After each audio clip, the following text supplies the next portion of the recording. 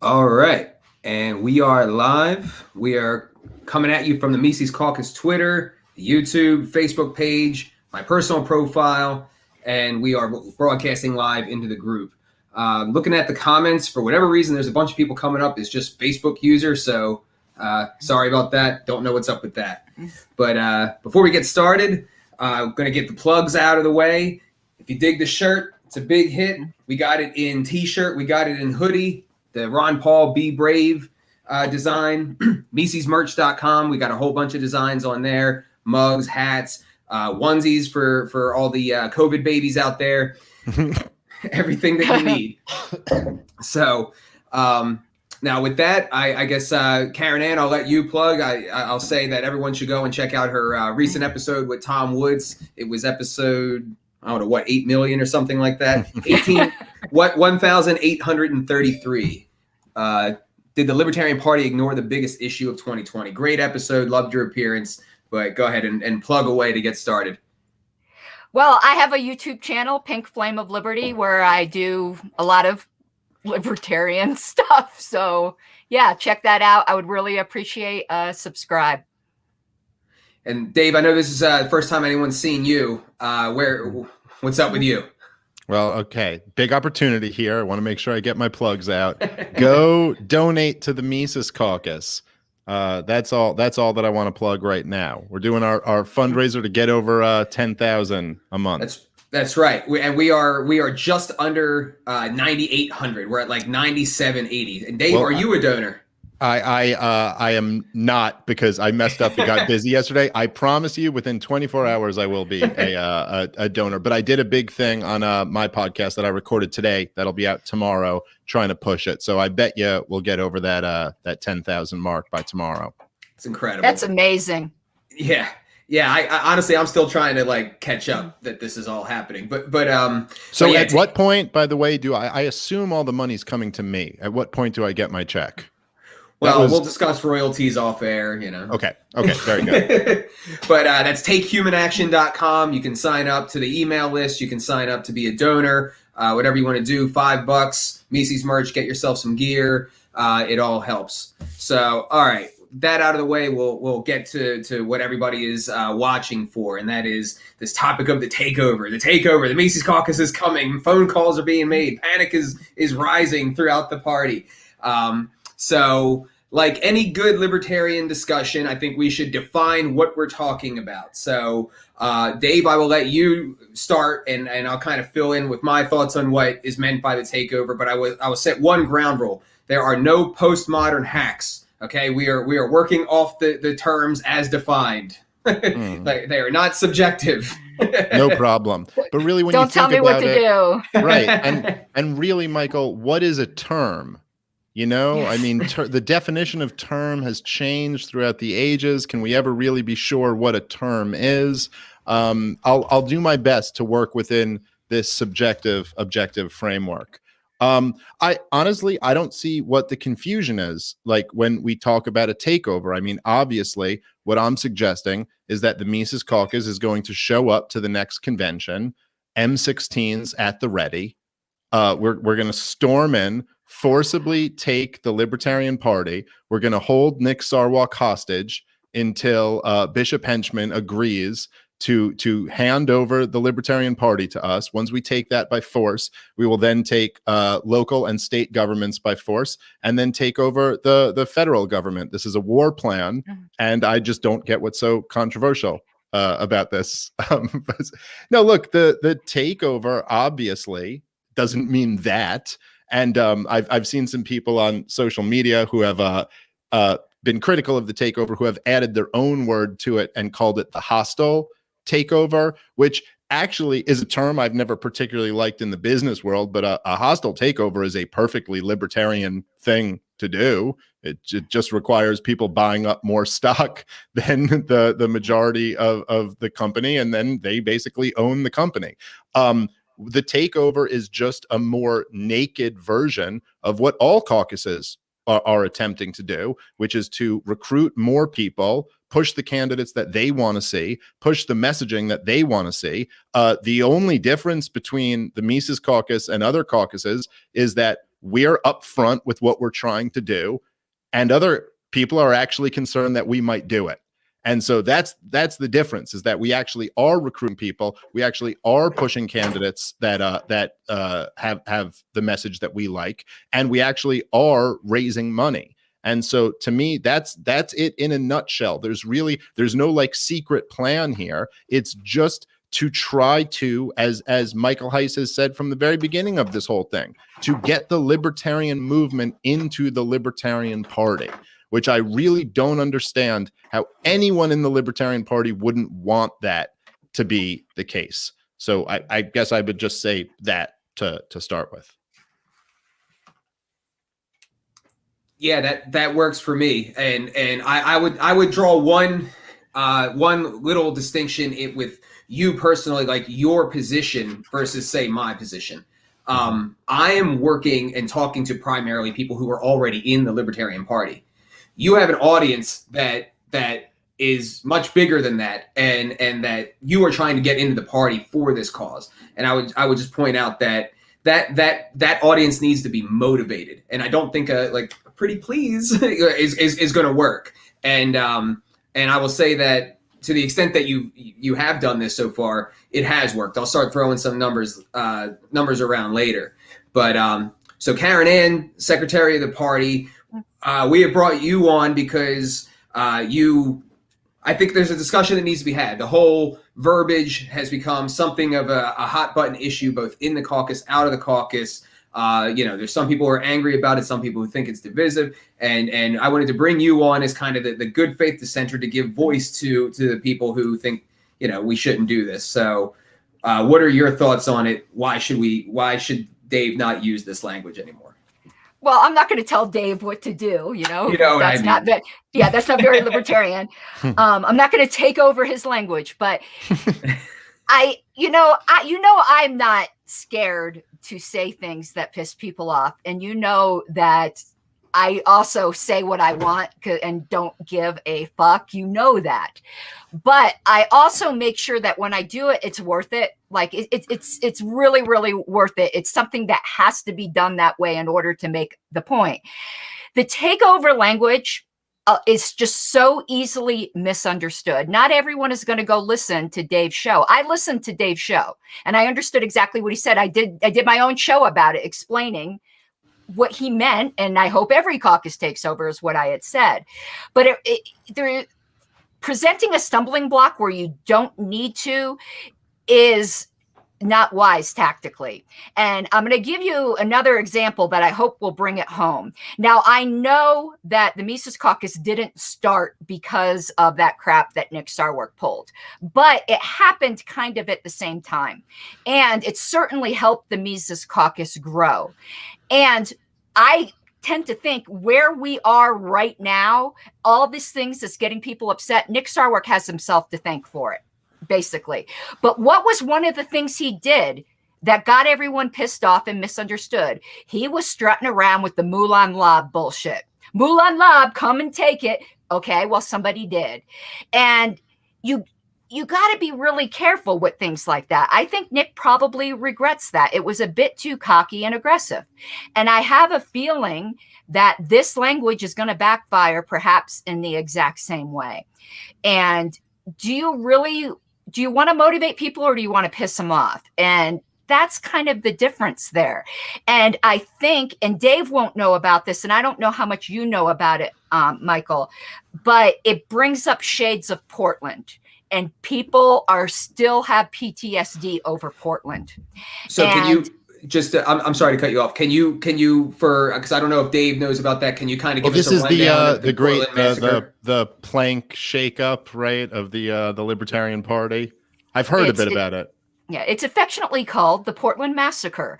Mm-hmm. And that's when the pragmatists basically came in and took over the party. And so this kind of takeover language makes people think what's being planned or contemplated is another Portland. And that it was just in a nutshell, it was obviously a convention. It was in 2006 that happened in Portland. We had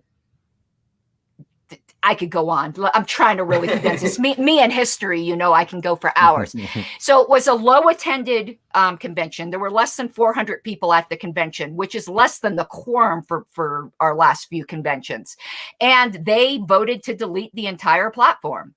And that is not representative of the party. And in fact, I've went back and done research, and I found some votes that were miscounted. I don't think it actually passed, at least some of the planks. It gets a little bit more complicated, but it was traumatic for the party. And the people who know about it and are still around from that time, they're still very hurt. That divide still hasn't healed, and it's 14 years later.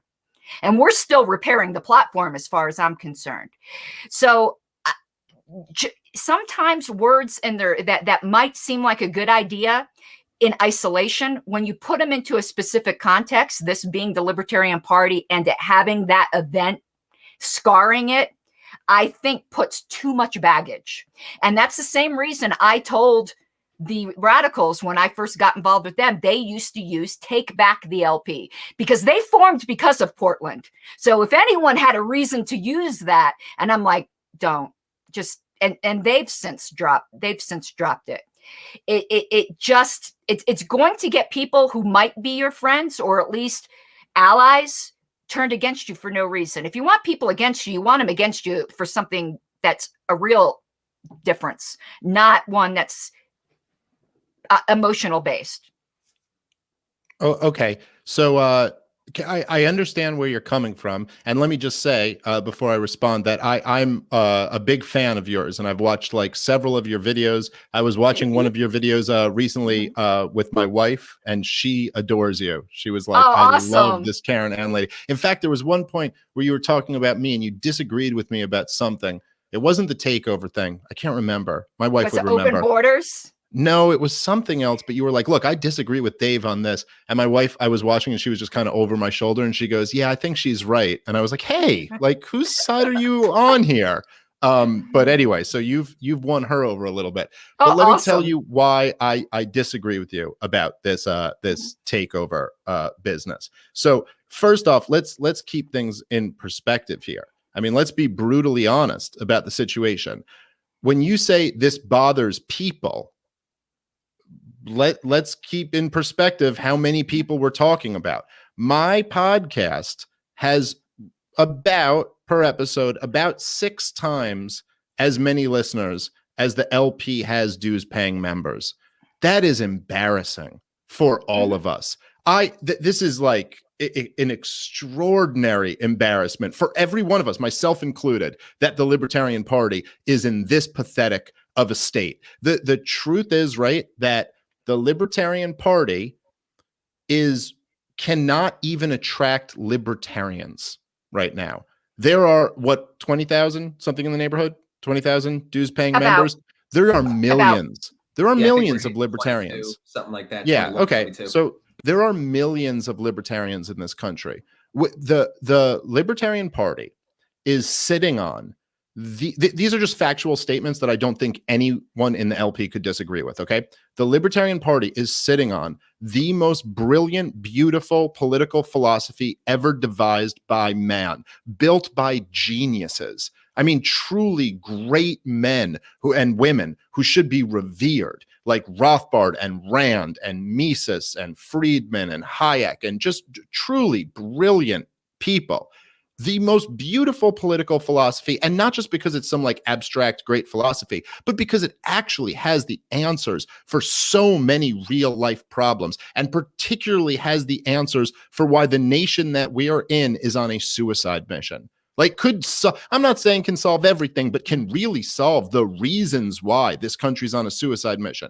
And the party that is sitting on that beautiful, noble tradition of ideas is seen as a joke. And that's just the reality of the situation. And if you look at that and don't think to yourself, man, that needs a huge shakeup, maybe even a takeover, like maybe now you could say that the takeover language it will bother some people.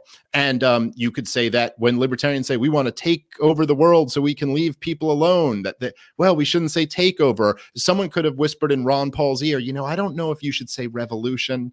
Revolution has these connotations of like the French Revolution or the Russian Revolution and these bad things we don't want to be a part of. But why did Ron Paul call it a revolution?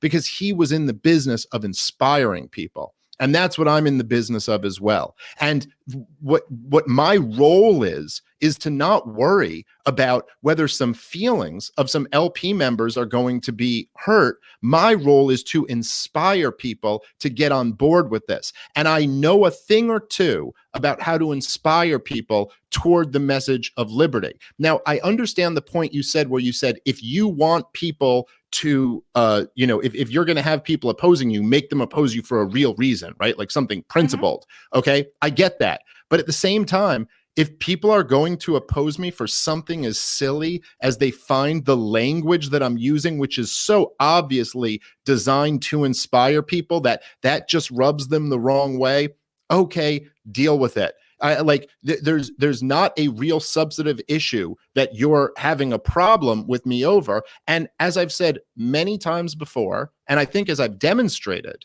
over the last couple years, I am not in this for the Mises Caucus to stomp out and squash other good libertarians. As I've said many times, that to me, the takeover represents the libertarian movement coming in and taking over the Libertarian Party. What we all need to be together on doing, like step one for the Libertarian Party. If we can't accomplish this, then we can never accomplish anything. Step one needs to be make the Libertarian Party a place that not only are libertarians willing to join, but they're proud to join.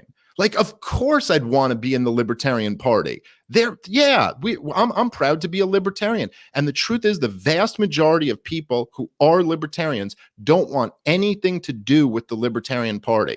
And that, to me, that requires something. I mean, you can call it something other than a takeover, a huge shakeup, a big change. And look, I mean, you know this, Caryn, and you know this better than I do, right? There is just tremendous, like, flat out corruption at the top of the Libertarian Party. And well, not this term so much, just saying last term, something else, but. Oh, okay. So, right. I'm talking about what they pulled at the convention. Right. How about what they just pulled with these affiliate links? I mean, do not tell me that is not connected to the topic at hand right now. Okay. And the fact is that you are one of the very few people who's had the stones to call it out. And now, if the top of the Libertarian Party can't even call out corruption within the LP, I mean, what is the point of all of this? We need a major shakeup in this party. And so I am sorry, I'm not against rhetoric that reflects that. Okay, do I get to respond, Mr. Heise? No, go. Okay. Yeah, go for it. I have my own devil. I'm going to do my best to devil's advocate both of you, and I already know what I'm going to say to Dave. So. Okay, I completely get that, and here's the thing. I also know a thing or two about inspiring people. If you should, what was it, the 2018 convention where I got the back door closed, where I turned on the rocket boosters at that one, and I thought was going to have people rioting. So I know a thing or two as well, and I'm just very tactical about it. I think if you can accomplish the same thing two different ways, you pick the way that's not going to make you needless enemies. Make only the enemies you need to have. And that's really my whole point with it. But when you say it's only a few people or what people, sometimes we of all people should know that, for instance, sometimes there's just the one person that your movement really needs. And you could afford to alienate the 1,000 before them. But if you alienate that one person, you've just changed history. So you never know. You can't go by sheer numbers. And that's why I even have a problem with what they did with the affiliate thing, where they go, well, the numbers didn't add up. I go, you don't know. You don't know that. Recruit however you can. That next person could be the next Ron Paul. You don't know what the eventual payoff's going to be. So I don't look at things always sheerly in numbers, because I don't think you can quantify activism in that way. So on this, and it's not just super sensitive, shrinking violets or the lefties in the party that are getting a bit riled up over it, that don't care for it. I'm certainly not a shrinking violet, and I don't care for it. I'm not going to get all, I'm not going to go cry in my pillow or anything. I just don't think it's wise. And I think people's attention spans are very short. And some of the stupid ass rumors that go around about the Mises Caucus, about it being an alt-right pipeline and all that shit. A lot of people do not have time to investigate that. They hear that, and then they hear the takeover thing, and an image coalesces in their mind. And the way the human mind works, you make judgments within seconds. And that's not the kind of snap judgment that you want to have to overcome. I'm just saying tactically. Now, let me give you another point that David Hines also brought up. If, Wayne says, don't say something with your hummingbird mouth that your alligator ass can't cash. So the whole thing is, if you're going to say this takeover thing, if next convention, in fact, a majority of Mises endorsed or liked candidates aren't getting whatever seat you want, you're going to look like a fool. And no one is going to take you seriously again. So again, as I said, don't let your hummingbird mouth write a check that your alligator ass can't cash. Yeah, well, okay, but fair enough. Yeah, I know exactly what I'm doing, Caryn Ann. I know exactly what I'm doing, and there is no need. Well, let me just respond to this real quick, Michael. There's no need for me to do this. Okay, like I know that I'm doing. I'm doing very well. I have like a nice audience. I have a great career. I'm supporting my family. I know that if I say we're taking over this party and we don't, that is going to reflect poorly on me and it will hurt my brand. And I'm willing to do that because I'm committed to this and I believe we are going to succeed at it. Now, to your point that you made, yeah, you're right that you theoretically could turn off one person who you really need. But of course, the inverse of that is that I also could inspire the person that we really need. If Ron Paul, instead of saying he wanted a revolution, had said we should reform the system, I'm sure that would piss off less people within the system. But it also may not have inspired the next Ron Paul if he hadn't used the language of the revolution. And to me, like what you're saying about how there are these accusations that we bring in the alt-right people, let's not kid ourselves. If I said, hey, I don't want to take over the Libertarian Party, but I'd like to improve the Libertarian Party, do you think those accusations would go away? I mean, like, no, no matter what we do, it doesn't matter. We're going to get those accusations anyway. And I'm saying that I am making that calculation and saying that it is more important to inspire people. And I don't think that it's as simple as saying, well, I'm being unnecessarily divisive for no benefit. I don't think that you understand my audience as well as I do. That's not to say that you don't inspire people and I do. I'm just saying I understand my audience and what's going to get them to come into this thing. And it's not to be like, oh, hey, you know how we put that Raytheon lobbyists on the ticket and then how we were pandering to like every awful woke thing that 90% of society hates? I'm going to try to make that an inch better.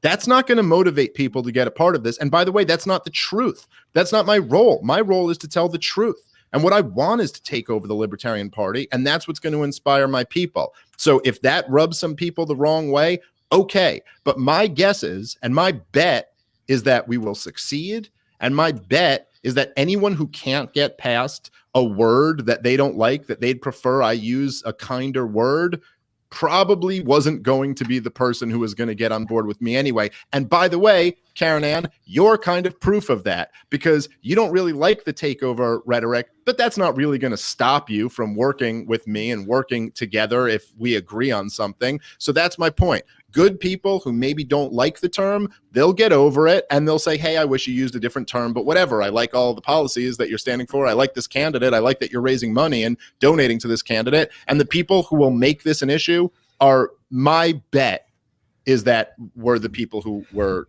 never really going to be reached by me anyway. All right, let me address a couple of things for both of you. So, Caryn Ann, when you brought whiskey. Is that whiskey? It's whiskey, and I think there's a little bug at the bottom. I don't know if you can see it. I'm going to keep drinking it. I'm gross. I'm sorry, Michael. Go ahead. Well, I can turn into a wino. So, Caryn Ann, I agree with you that we need to follow through. We need to follow through badly, or else we're all going to look like total jerk offs. I totally agree with that. Here's where what I'm looking at that makes me extremely confident. Okay, we are at this point about a year and a half away from the 2022 convention. Now at the 2020 convention, Josh Smith got 33% of the vote on the first ballot, and then ended with about 40% of the vote, 60-40. With the delegation, it's just over 1,000 people. The gap between them is 100 votes. And then to eke out a victory, that means you need like 55, 60 more votes over what we got last year.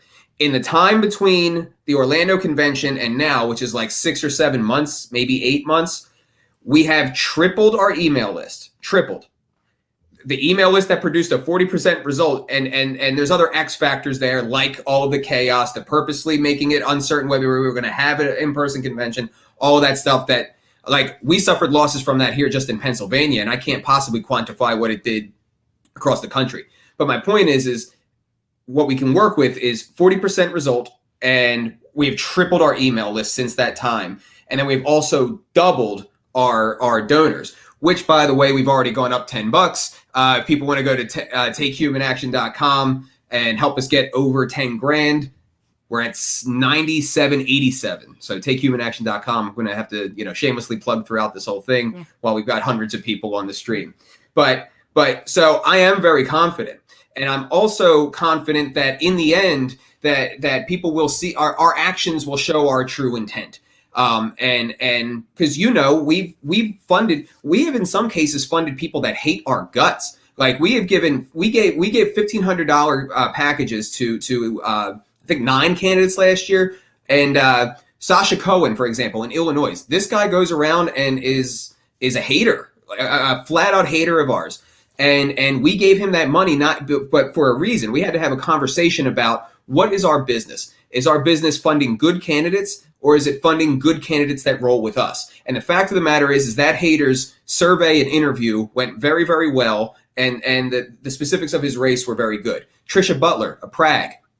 Or at least I think she's a Prague. We gave her money. She won. And then with you on the LNC meeting, gave us credit for that victory. Kalish Morrow, a radical, we gave her money. She won. Chris Powell, I don't know if he's caucused or whatever, but in Oklahoma, we just gave him money. He won his reelection. So, and then it also extends into party races. We supported Eric Rodsep, and he won. We supported Spike, and he won. We supported you. We supported Dustin Nana. He's a Prague. He won. And for me, at the end of the day, it's not so much about ideology. Like, yeah, I think our strategic vision is the best, and what we bring to the table is the best, and that's the vision that I want to see move forward. But at the end of the day, what's more important than the ideology is character and honesty. And so Dustin Nana is an honest person. We don't agree on a lot, but he's an honest person, and I'll elevate an honest person who I don't agree with over a dishonest person that I do agree with, even any time in the day. I mean, character is more important than ideology by far. So that's my address to you. Now, Dave, let me do a devil's advocate for you, because this is the argument that I've gotten from some of our own people that I am the most sympathetic to. I'm a Mises Caucus state organizer. In states like Indiana, it's rough. In states like New Hampshire, it's rough, real rough. In states like Nevada, it's real rough. It's rough. It's basically persecution. So I'm a Mises Caucus organizer, and you're bringing heat on me. You're making it hard on me. I'm trying to build bridges. We don't have the numbers to do a raw, winning all the races. We have to build coalitions. You're fucking things up for me. how would you address that? That is the one argument I would say that I am the most sympathetic for, because it's coming from some of our own people. Yeah, but I mean, are you really suggesting that if I didn't use the word takeover, that I wouldn't be bringing heat on them? I mean, look, the truth is my very presence here, and a lot of the people's presence here in the caucus is what's bringing that heat. And I don't know what to say about that. I mean, I think it is. I can't overstate it. I'm blown away by how insane it is. Like genuinely blown away. Like the same, it's like I've heard this stuff so much, like, as Caryn Ann pointed out a second ago, like the criticism that we're alt-right or something like that. I've heard it so much that I'm getting desensitized to it. But when I actually stop and think about it, it is so mind-boggling to me. Like the fact that Tom Woods is a controversial figure amongst libertarians is just, it's actually hard for me to wrap my head around. I mean, like Tom Woods, the father of 5 girls, the Catholic, like the guy who literally every time he curses, you can tell he feels a little bit uncomfortable about cursing. The guy who's never tried a drug in his life, who's never, like, you know what I mean? Like the kindest, sweetest person I know is controversial amongst libertarians, and Ron Paul, and by the way, in Nevada, absolutely, is a controversial figure amongst libertarians. So it's not that I don't empathize with the situation that some of those people are in, but what do you want to do here? I mean, do you just want to kowtow to the insanity that has taken over little corners of the Libertarian Party, which, by the way, we all know will guarantee that we go nowhere. As a movement. So do you want to kowtow to that, or do you want to try to fight against that? And for those people in those situations, I don't know if it's, if you want to distance yourself from me or the language I use or anything like that, I don't know. Do what you can. But how could you look at Tom Woods coming into this movement, me coming into this movement, Ron Paul endorsing this caucus? How could you look at all of these as not obviously a net positive for what we're trying to do here? So again, I don't know if that's like the perfect answer to this, but let's get real. There's not going to be one little change. Well, if I say this instead of saying this, then it won't be, then we won't have these problems anymore. Then I'm sure that, this is like when people try to like deal with the SJW mobs in general and go, well, maybe if I just apologize, then it'll all go away. No, of course not. Then it's just going to get worse and worse and worse. It's like thinking if you give a bully your lunch money, things are going to get better. Like, no, at a certain point, you got to fight that guy. Like that's a basic human reality.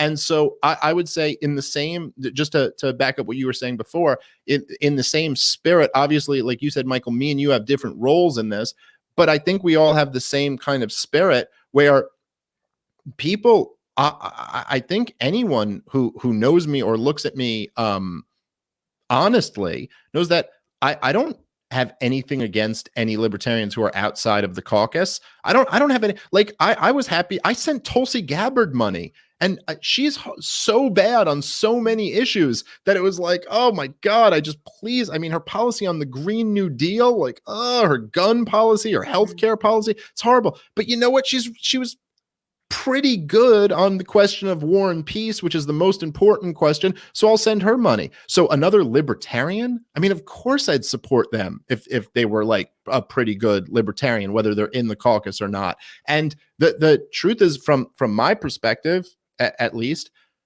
almost everybody who's been a critic of mine within the Libertarian Party, I've been happy to have a very respectful conversation with. I mean, I don't know who you could point to, like who a lot of people give me shit for talking to people. They're like, why are you even talking to this guy? Why are you even debating him? But every single one of them, every single debate that I've had with, Sarwalk or the Fakertarian guy or with Archie or with Chris Spangle or with Andy Craig. Well, Andy Craig a little different because he came at me kind of hot, but I respect him for that, to be honest. I do. I respect him more than the others for that.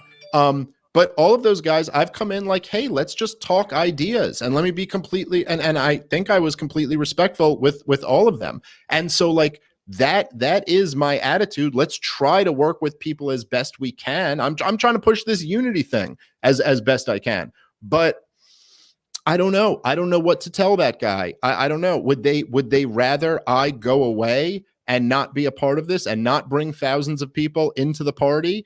Because maybe that makes their little step up easier? Or would we rather do something that maybe gives us a shot at making this thing much bigger? Because after all, the whole goal is not, one person, myself included, any person getting more status in this thing. Our goal is liberty in real human beings' lives.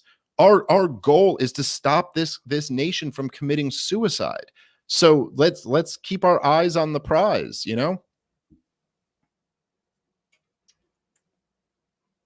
I'm waiting for your permission. No, you don't. I want this to be a free flow conversation. I'll push if I need to. Yeah.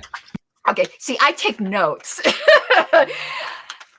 I hear what you're saying, and I think your explanations are perfectly reasonable. I do. I think they're perfectly reasonable, and within people who are willing to listen, I think it's perfectly reasonable. But I think in one way, I think you straw man one point of mine, and it might be my fault for not stating it properly. With the whole thing with the accusations, the alt-right, do I think if you don't use takeover, those will go away? No, that isn't what I meant to insinuate if I did. It's for the people who don't have an opinion, who hear that, and then they hear another piece of evidence that seems to bolster that prejudice. I'm talking about the undecideds. I'm not talking about the ones who are saying those rumors, because listen, it's insane. You're not going to change their mind. It's like I say with the people who say, oh, the Libertarian Party shouldn't say legalize all drugs because it's going to scare the soccer moms in Peoria. And I'm like, statists are going to hate us. Get over it. You're not going to do anything for those people. But it's the people who are potentially convincible that you have 2 or 3 seconds, and then they make an impression. And I'm sure you're familiar with this concept, Dave. I'm a big fan of Robert Nozick. Robert Nozick, though, actually made me an anarchist. That book was supposed to be the book that kept me from it. Like I was holding on to it going, this is good. No, it didn't. Because he pulled some tricks in there that he thought people wouldn't notice. But something in the beginning that he did, which we affectionately call Nozickian side constraints, which is when you have a goal and there's multiple ways to get there, choose the most beneficial way. If all other things being equal. And I'm not saying don't use inspiring language, but if there's language that is equally inspiring that doesn't have this negative, then why wouldn't you choose that? That is really all I'm saying. But if you're convinced that all things aren't equal, that the inspiration value of anything else wouldn't be the same, well, then you have to have the position you have. I completely understand it. Look, sure. Okay. One other, listen, I get it. People tell me I shouldn't have pink hair because it repels people. And I say the same thing. The type of people it would repel probably don't belong in the Libertarian Party to begin with. And I don't care. Thank you for your opinion on my appearance. Then now go sit on a cactus because I really could care less. Now, let me give you a phrase that I think is inspiring that the Radical Caucus used that did piss off some people. They used to call themselves, they still do, Libertarian wing of the Libertarian Party. And people would get all upset saying, are you saying anyone else who's not in the caucus isn't a libertarian? And that was a battle I was willing to fight, that particular one. So, I mean, I really get what you're saying on that, but I think there's probably just as inspiring language that would work for your audience and wouldn't harm I hear what the state coordinators are saying. So I get it. I do understand your rationale and I know what you mean. I'm just trying to encourage you that maybe there's an equally efficient way. So yeah. Caryn, let me poke at that a little bit. Now, maybe this is some of my own personal frustration here, but my main question to that is, where are these people when I've been called a racist for 3 years when I have mixed nieces and nephews? Where are these people when Ron Paul was being called a Russian and a bigot. Where were they? Where were they when the convention was being attempted to be stolen right in front of everybody? Where were these people? Like that's my thing, is that it sometimes it starts to feel like it's us versus everybody, because it's like the people like you, the people like John Phillips, who is critical of us as well. Like he's not some sycophant defender or anything like that, but he's fair. Like, you guys are rare, like very, very rare. And so I mean, maybe this is naive and wrong, but I don't know. It doesn't seem like the problems that the party has are a big deal to the folks that essentially we need to tiptoe around. I'm not suggesting tiptoeing. I'm just suggesting that maybe a different pair of shoes might be a little better. That's all. I'm not saying, listen, I don't tiptoe, Michael. You know that I'm never. All right, maybe that was the wrong word, but I think the heart of my argument is, where are all these people with the problems that we have? Why is it? Oh, because my argument would be, well, Dave already has put out a video. Let's just send it to him. We've already spent 20 grand on candidates. We're spending 30 grand this year. That's not happening anywhere in the party, and we're doing it exclusively at the local level. Why are we getting the treatment that we are? Where are these people to come in and say, hey, they're doing this? I don't see it. So I don't know that I have as much faith in that sector of people as I do with the mass of people that I know for sure are coming in, and I see it all the time. You don't know, though, what these other people might not know what's being, like the things you said that were more personal, where people were calling you X, and that's absolutely ridiculous. You don't follow everyone around to know what they're saying when they hear these things come up. They could be defending. You don't know. Or they might not even be aware of it. You got to remember, these things seem really big because in our vision, because it's what we're concentrating on, but we don't know what's going on in other people's lives who might have a mother that's dying of cancer, and really what's going on with some of the dramas in the LPs just not on their radar right now. We can't step into their shoes and go, where were they? Because we're not living their lives. And we really have to depersonalize this. If you're trying to have success, that's got to be the goal, and not where was this, where was that, where was this. The minute you do that, you're just going to get bitter. I've seen it happen like a million times. You can't. So I have certainly felt that way at times. Go ahead, Dave. Sorry. Yeah, and I understand where both of you guys are coming from on that. One of the things that's coming to my mind, and I mentioned this the other day. I was on a Reed Coverdale's stream, and I was kind of talking about this dynamic where one of the things that I've noticed, okay, is that I'm really convinced of this. And this doesn't, I don't mean to speak for like everybody in the Libertarian Party, but there are groups, little kind of cliques within the Libertarian Party who I think this applies to. And I am, and I know Michael is too, we're really creatures of the Ron Paul movement. We're who came into the Libertarian Party after that. Other people are kind of creatures of the Libertarian Party. Again, I don't mean to paint with a broad brush. This does not apply to everyone in the Libertarian Party, but it certainly applies to a decent amount of people in the Libertarian Party, where what people in the Ron Paul movement are going for is a little bit different than what those people that I'm talking about in the Libertarian Party are going for. For a lot of little cliques in the Libertarian Party is a social club.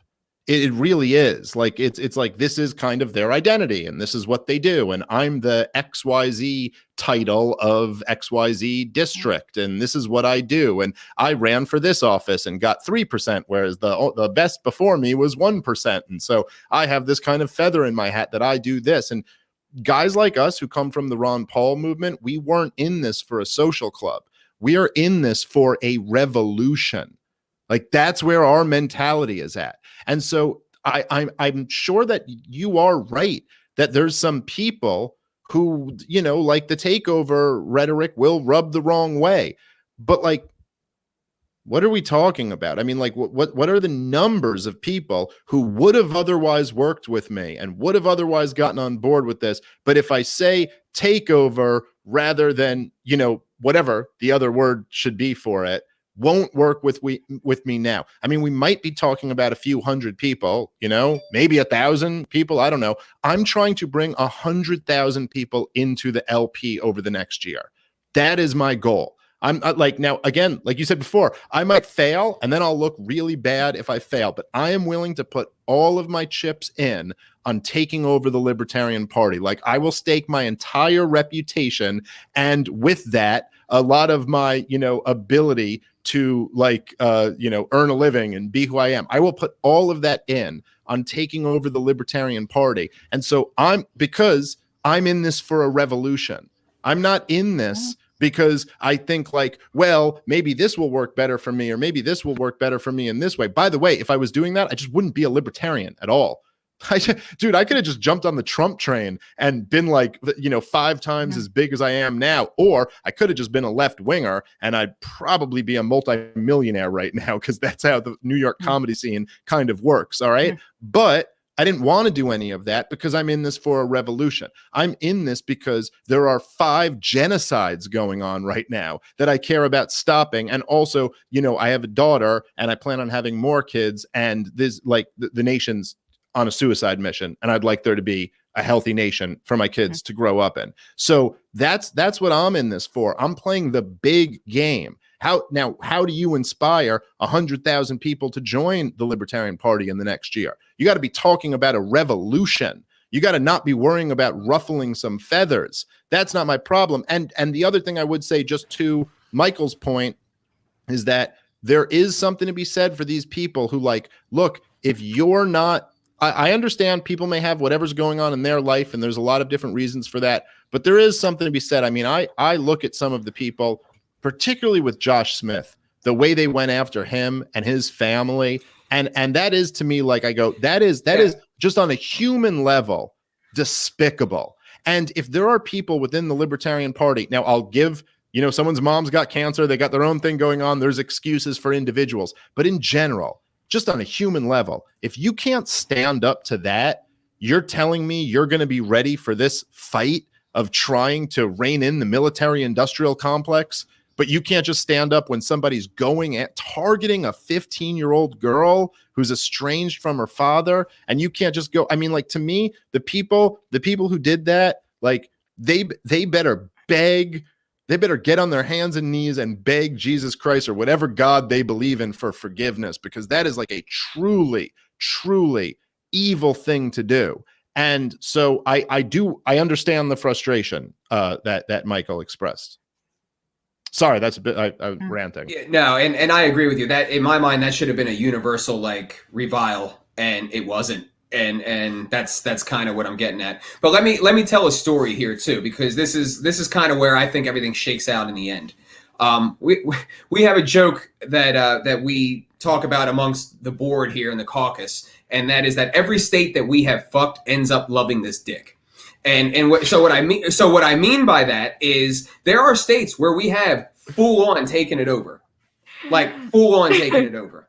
Good example is Washington. Washington came in there like friggin' pros, and to the point where in the convention last year, we came out of nowhere, and their state chair was in line for the last was tied for the last delegate spot and lost on a coin flip. We completely took it over to the point where Jacob Lamont, who is now a good friend of mine, was pissed and tried to pass all of these, tried to pass motions to block our people from becoming delegates. And Rob Stratton, the chair of the Radical Caucus, pulled him aside and said, "No, don't. I've been watching these people. They're good people. They're principled people. Let it go." And people were pissed off for 3 weeks. And, they worked it out. They talked over with people. But fundamentally, we do work with everybody. As long as you're honest, reasonable, want to work, and willing to work with us, we'll work with you. And then what ends up happening in these states where we have taken over is we do the work, and then people see it and then work with us, and everything ends up okay. And I personally have that faith, because that's where my heart is. I want to make this a multi-million-dollar organization funding local level candidates, nullifying the fuck out of the great evil of the federal government. That is what I want, and that's going to take a lot of work. And doing all of these issue coalitions, decriminalizing shrooms, Breonna's law, whatever we can do. So I have that faith that in the end, our deeds will shine through, essentially. But yeah, they love the dick once we give it to them. Now I'm on Karen Ann's side. I go, maybe we should tone back the rhetoric. All right, Michael. 1 point. I'm letting that slide. 1 point. The revolution point that you were making with Ron Paul, but that was a revolution against the enemy, and that's the difference here, because it's the takeover sounds like a takeover against fellow libertarians. If we talked about takeover the status, everyone would be behind you. But this seems to be it seems like a circular firing squad rather than one that's pointing out. That's the difference with I don't think it's a good comparison to the Ron Paul revolution language. Oh, okay, so to that point, let me just be perfectly clear that to me, Bill Weld is the enemy. Okay, no, like that is that guy. That is fuck there is that guy. Yeah, but okay, but we can all say fuck that guy, but that guy was the co-nominee for president not that long ago, about 4 years ago. Okay, a Raytheon lobbyist, champion of Dick Cheney's torture policy. To me, that is the enemy. And this party is not that removed. And there's still a whole bunch of people around in this party who were happy to support that guy. By the way, a lot of those same people will criticize me for my troubling past associations. Yet they were okay with not having a podcast with a guy, but actually promoting to the level of co-president a war hawk, an actual powerful person who, again, better drop on his knees and pray to whatever God he believes in for forgiveness. So I get what you're saying, but it's not completely separate. But the truth is that again, like I said, you're right. It's not a perfect comparison, but I'm talking about inspirational language, and we're talking about a party that has, the best message in the history of politics, that has, even in this last campaign, okay, it was nothing like that, nothing like a Bill Weld type scenario, but still is presented as an absolute joke and seen that way by most people. And I just think that, maybe if I could be clearer, and I've tried my best. I mean, I really every time I expand on this, I try to make this very clear that I am not interested in the slightest in pushing out any good libertarians. I don't care whether you're left-leaning or right-leaning or whatever. I don't care if you believe there's 8,000 different genders, or you're convinced that there's 2 genders, or maybe someone's convinced there's 1 gender. I don't care, I don't care. That means nothing to me. If you want to end the wars and end the lockdowns and end the Federal Reserve and end the war on drugs and end corporate bailouts and all the worst things that the state does, if you're with that, then I'm with you. And I want us to take this over. This isn't, and I've said this several times before, but just to be clear, this isn't just the Mises Caucus taking over the Libertarian Party. This is libertarianism taking over the Libertarian Party. That making sure that not just that a Bill Weld doesn't get in again, but that we would never even consider running a Bill Weld type candidate again. I think Sarwalk just invited another neocon to the party earlier today or yesterday. One of the worst ones too. Just one? Yeah, well, just recently. I mean, within the last 24 hours, I think he did. That's what I'm talking about. And I think in many ways, this is also the takeover should represent a changing of the guard, of the new kind of the younger breed of libertarians coming in and inserting our will now on this party, and actually understanding that so much of the problem that I've seen throughout the Libertarian Party is that there will be these people with again, I don't mean to be too mean, but some people within the Libertarian Party who are some of the most socially awkward people I've ever met, and God bless them. I love them. I love all libertarians, but there's some incredibly socially awkward people who have 13 followers on Twitter who are lecturing everybody else about how you have to spread a message. And he was you really, I know you think this, but I'm not convinced that you actually know how to spread a message that's going to appeal to a large group of people. And if we can't spread a message that's going to appeal to a large group of people, then we're dead in the water. Then like there's no chance of this working out successfully. So that's what I'm trying to bring into this, you know? So fiscally conservative and socially awkward. Yes, right, exactly. But there is real truth to that. There is. A friend of mine who's newly single asked where to go to meet guys. I said, find the local Libertarian Party meeting. One You'll more, have your pick. one more point that I'll make, and I think I've exhausted all of my points after this one, is Caryn Ann, you yourself used the words earlier that with the Portland massacre, the Prags took over the party. They did. They did. And that's my point. There's already been a takeover. And I don't and not only has there already been a takeover, but the power associated with that takeover is exercised regularly against us. And I think what some people are starting to find out is that while we're the tip of the spear, we get it the hardest. It's actually not a Mises Caucus thing, because look at what they're doing to Spike now. It's an everybody but them thing, and we just happen to be the ones barricading the door or hitting the doors the hardest. But I think that is another big point, is the fact that the party has already been taken over, and I don't see a big outrage about that. You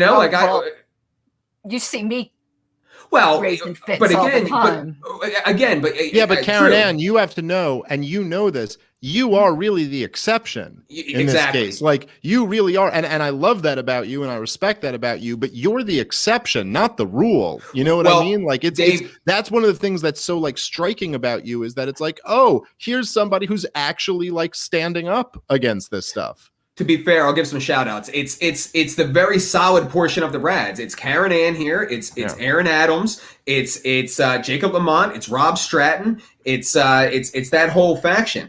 But frankly, the Rads have been getting their asses kicked ever since the Portland massacre. And I think now is the first time that essentially a coalition of principle can come together through Mises and Rad to kind of deal with that takeover.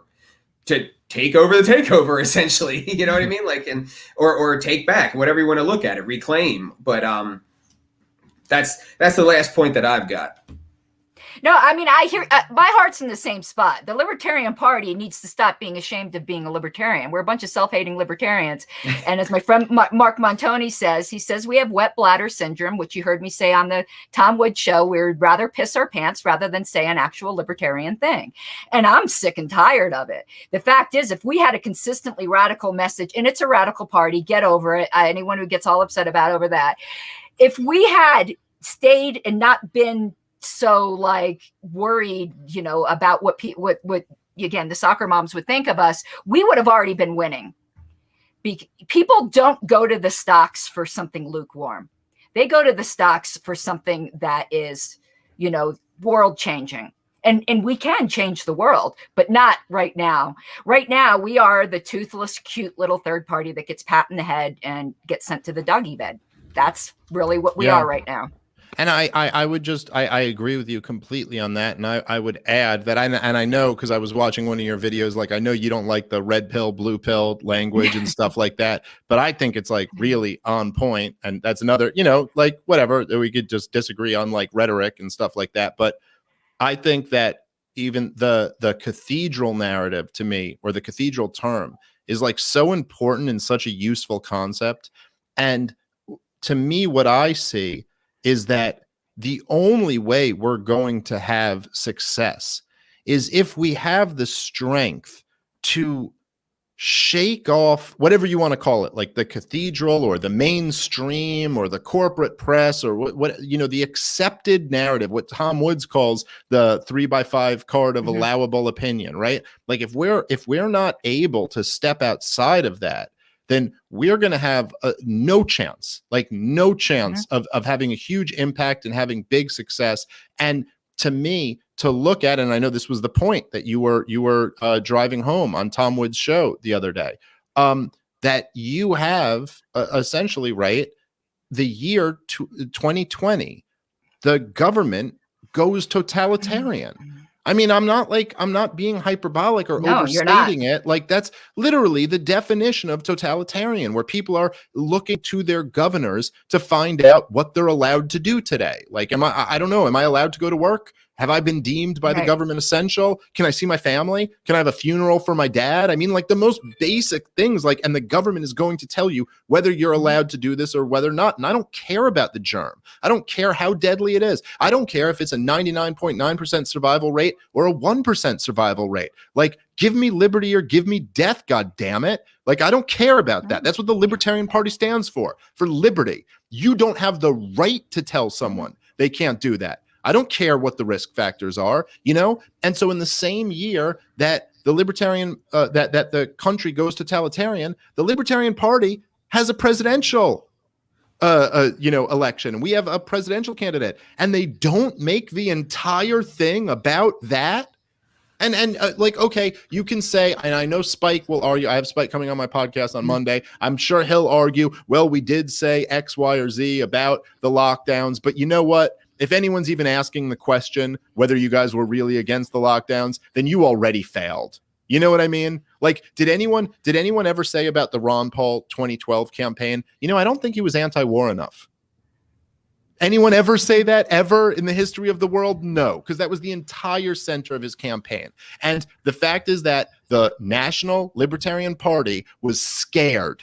They were scared to go against the cathedral. And so come on, I mean, again, that's almost, not quite, but almost as bad as the Bill Weld thing. Like, this pick a different word than taken over. This thing there needs to be a revolution within the Libertarian Party if we're going to be worth anything. I mean, if we don't have the courage to stand up against that, yeah, it's all great. Okay, we'll say we think pot should be legal and we'll be against the Iraq war. Like, great. You know, like John McCain admitted the Iraq war was a bad idea before he died. Everyone's admitted the Iraq war is a bad thing, you know? But like, what are we willing to stick our necks out on that's actually controversial? And whether they meant to do it or not, that was so much of the problem of the Joe Spike presidential run. That there seemed to be nothing that they would actually stick their necks out on the line for and go, I know that this is going to get me hated. I know that. I know that I will get called all of the names in the book, but you know what? I'm willing to say it anyway.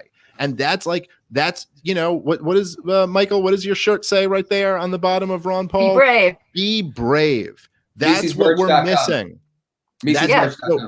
So the heart of my message to the Libertarian Party is that's what we're missing, that spirit. It's not that we don't have a good economic philosophy. We've got that. It's not that we don't have good arguments against the minimum wage. You know, like, we've got that. And that's great. That stuff's really important. But what we need a little bit more of in this party is some courage, some guts. Like, ready to stand up when it matters. Right. And we're a bunch of cowards. The yellow streak is broad up our backs. Yeah. But you look at it, like guys like Sarwalk and stuff like that. It's just begging for approval from the establishment. Everything is. And just tell me, like I don't know, because honestly, I don't know that much about Joe Bishop Henchman. What is the bravest thing he's said? Someone tell me. What's since being the chair of the Libertarian Party, what was the thing he said where you were like, whew, that took real courage to say that, man? I'll wait. Commenters, please let me know. I want to give. I feel like me and you have gone back and forth a lot, and we agree a lot. So I want to make sure Caryn Ann gets some time here and. Oh no, you know, if I'm like burning up for something, there ain't nothing that's going to stop me. But, you know, fiery messaging is not anything Joe promised anybody, though. I am going to, I'm going to come to his defense here. He ran as a very good manager of the party's resources, and he's a fantastic manager. He never claimed to be a great messenger. So, he didn't run on that, and that's not what he's bringing. Now, am I disappointed? Yes, obviously. I mean, half the LNC, like, you should see some of the hate mail I get where they got called a bunch of cucks because I called them cowards. It was just wild. But I'm not here to make friends. I'm here for a free world. And, Yes. I know people say to me, well, you shouldn't alienate fellow members of the LNC because then they're going to vote against motions, of yours just for spite. And I go, well, I tend to think I have to hope people are a better character than that, that if there's a good, hey, listen, but so we're right there, because that's essentially my point. Like, amen. I love that you just said that so much, but that is essentially my point. And so we might disagree on 1 inch about like what should be said here, what should be said there, but that's the point. That's the heart of it. Like, we're here to set the world free. Yeah. And not like, well, who are you to say set the world? Maybe you should say encourage the world or something. Like, no, we're here to set the world free. To like light a match and throw it down in this pile of gasoline, because that's what we need. That's what we need. And let's keep in mind that, look, we can all have honest, like strategic differences. Okay, I think this or that. And we can even have some philosophic differences, which I'm sure all three of us have, like some,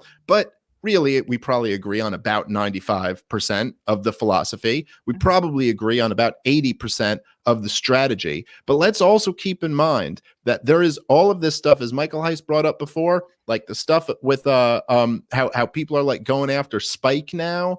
Like, I saw that. I didn't even know anything about that. Oh, but I block all the right people. Yeah. Well, you should, though. I mean, it's like, look, dude, there's got to, and this is what I think the real message of the Mises Caucus should be right now, is that, like, okay, so we're saying we're going to take over the party, and we've outlined what we mean by that. And we try to be as clear as possible. I want all of the radicals on all of the rads on board. I want as many of the prags on board as we can get. I want everybody on board. Like, I want as many people who can be convinced of this message of liberty on board. Okay. I want all of them in.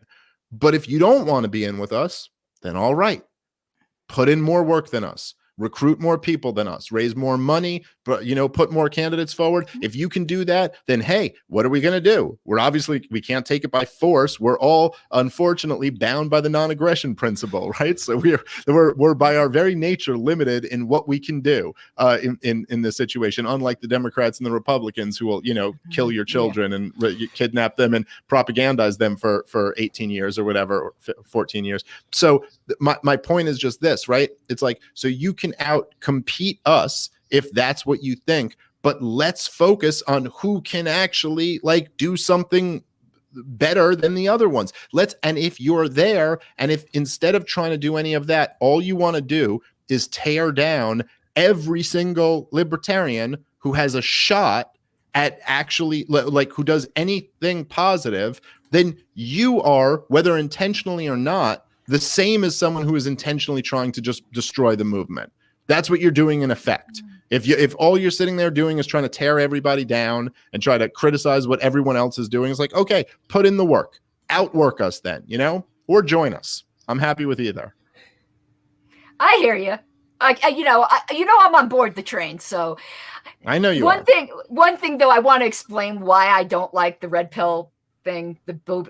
I don't listen to very many libertarian shows. I listen to yours though, as you know, because I put out clips, but I mostly listen to far leftists. I even listen to a lot of far right, and I'm fascinated and weirdly entertained, like a car wreck, by MGTOWs, and all they do is go on and on about the pills, so that's why I go, because if you've ever listened to very many of those MGTOW, PUA types, you would get what I mean, because they are a trip.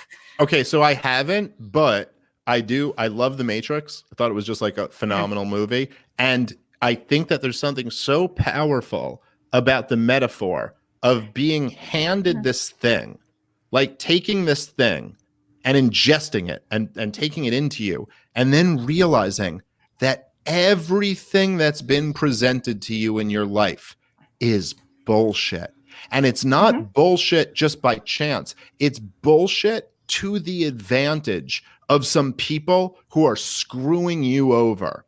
And to me, it's like the perfect metaphor for what a real libertarian should realize about this whole system, that this is all smoke and mirrors that is created and designed to keep this system going, that just like the movie is sucking the lifeblood out of you.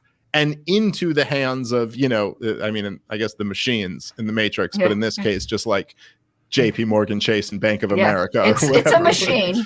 But, right, a different type of machine. But to me, I just think it's a beautiful, powerful it is. Metaphor. And I love the cathedral narrative too, which then they'll be like, well, you're using something that a neo-reactionary right-winger came up with. And it's like, yeah, okay. I've also said manufacturing consent a million times, but no one accuses me of being an anarcho-syndicalist or whatever. It's like, yeah, I don't know. He came up with a good one there. That was a good metaphor. And it's like, yeah, it is. It almost is like you're in this cathedral. You're in this thing where there's, this big kind of smoke and mirrors show where there's CNN and there's my college professor and there's this guy, and they all say this is what the approved opinion is. And what they tell me is that I'm supposed to be really offended by Donald Trump's tweet, and the genocide in Yemen is a policy disagreement that we can debate over, but you're not supposed to be so offended by that, but you should be really outraged about these three things. And the libertarian's job is to say, no, that's bullshit.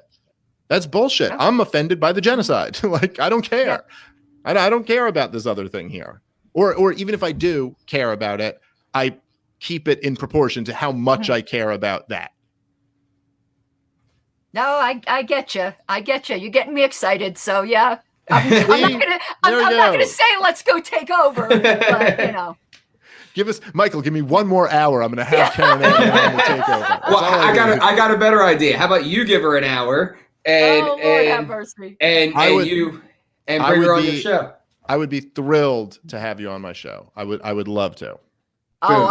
Boom. Okay, so I hope I get an email or a PM from you soon. I promise you, I will DM you. What is this all? It all starts sounding like sex stuff. I will PM you and you in the I'll DM. Slide it to your inbox. I promise you, I'll be thrilled to have you on. Yeah. But I have a question to ask you. Dave, I have a question to ask you. Sure. Maybe you don't feel the same way I do sometimes, but I tend to think everyone does. I do think the pill analogy is good. It's just that it's been corrupted by the incels and stuff. But do you ever wish you never woke up? No. I'm not a cipher. I am definitely not a cipher. It's something I've explained this before. I talked about this. I did a stand-up routine. I mean, I've done it a few times, but the first time I did it at the Mises University at the Mises Institute, and I was talking about it how funny I think this is.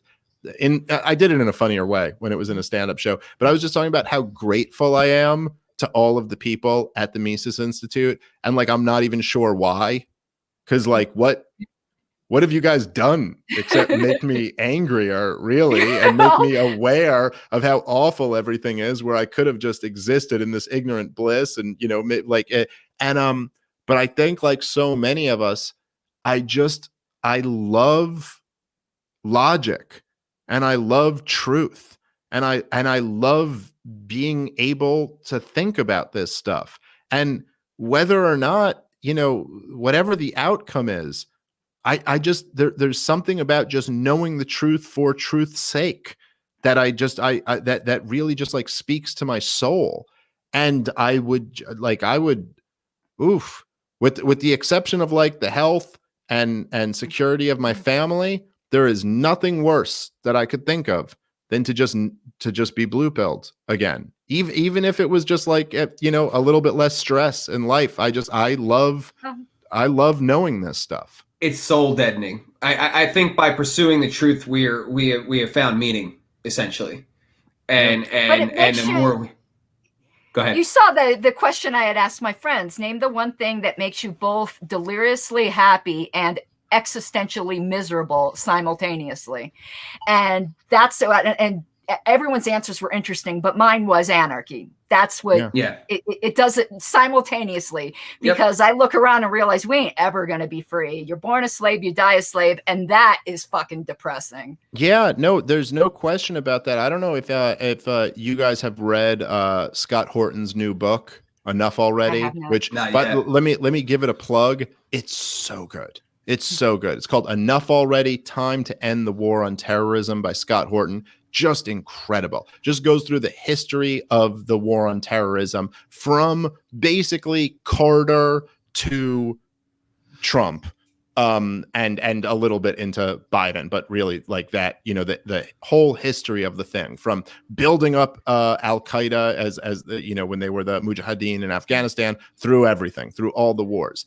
And it's a tragedy. Just the whole thing is like human misery and tragedy and blunder and everything.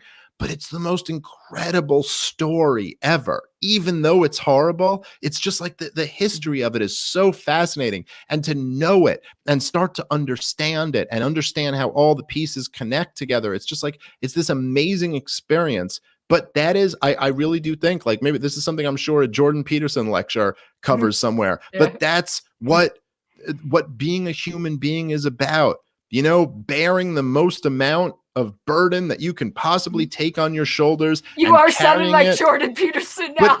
Well, that's what I mean. I mean, like, I'm saying, I'm sure he breaks this down. It's just carrying it as far as you can. That's what we're trying to do here. And you know what? Even though you say, like, we're born a slave and you'll end a slave. I say that Gene Epstein said this to me. Another just brilliant, amazing human being who I've been so fortunate to become friends with. And he's really like a mentor to me. And he said this to me and it always stuck with me. I repeat it all the time. But it was his case for radical optimism. And he said, he goes, imagine you were an abolitionist and you were sitting around in 1845 and some other abolitionist said to you, I bet in 20 years, slavery will be abolished in the West. And you could easily say back to that person, what are you, fucking nuts? Are you out of your mind? And this slavery has existed for all of human history, and it's the foundation of our society. There's no way in 20 years it's going to be abolished, but it was, it was. And so, yeah, I mean, to some degree, we will probably all die slaves, but maybe much less slaves. Like there's a big difference between spending your life in a cage, and having a 5% tax rate. Like maybe we won't be completely free, but it could be a lot better. Who knows? And let's go for it. Let's see if maybe we can't be in 1845 right now. I really love how like existentially awesome this got. So honestly, I think that's probably a good place to call it. And with that comment too, we're the happy warriors of truth and meaning and liberty. I mean, how fucking sick is that? And so yeah, I'm gonna call it at that point. So is there any final plugs, any final words? Well, points? If we're taking over, lp.org/join. There you go. Oh, and as you said, earmark the funds to the Historical Preservation Project or the Frontier Project so that they can't use the money on these stupid newspapers that we don't need anymore. Dave, since we mentioned Scott, I gotta say that one thing I'm really proud of is I just got done booking his flights. I got Scott Horton going to a number of state conventions to talk about the new book, give his talk on that book. So really happy about that. Dave, what do you got coming up? Just all the stuff I do, part of the problem and all of that. But I just thank you to both of you guys. I really, really enjoyed this so much. And I look forward to having you on my show, Caryn Ann and Michael. We'll do a million more things coming up soon. I'll have my people contact your people. Okay. But obviously for me, takehumanaction.com. Please become a donor. We're close to $9,800 a month. So honestly, that is unprecedented. Like we are fucking killing it. We're looking at trying to get over $10,000 here within the next week or so. And that will be used on candidates. That will be used on organizing people for issue coalitions from left and right. And it will be used ultimately, eventually, for our convention mobilization effort.